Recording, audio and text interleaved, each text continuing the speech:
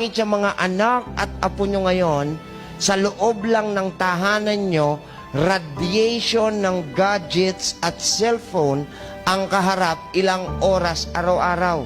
You are killing your own kids. Gadgets and cellphones should only be given if the kid is already 12-year-old above. Why? Meron na silang immune system to protect them. My goodness, anak at apo mo, 3 taong gulang pa lang naka-cellphone na. Nag-iisip ka ba? Sa tamang pag-iisip ka bang magulang ka? You are killing them! Ang tatamad nyo kasi mag-alaga! Kaya huwag kang iiyak pag namatay ang anak mo na maaga! Wala kang karapatang umiyak! Bigyan ko kayo na psychological exam assignment. Upo ka, 20 seconds lang. Pag-upo mo, pipikit mo yung mata mo and you will start to imagine. Anong i-imagine mo? Karga-karga mo ang pinakamamahal mong anak na nag-aagaw buhay. Sumusuka ng dugo, tumitirik yung mata, sumisigaw sa iyong hindi ko na po kaya.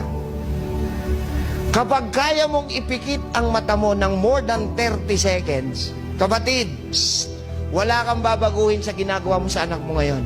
Bakit? Kahit mamatay siya ngayong araw na to, no problem. Kaya mong lagpasan yon, you can move on. Pero kung ayaw mong ituloy yung ganong klase ng imagination, uy, taka lang, ayoko. Hindi mo pa kaya.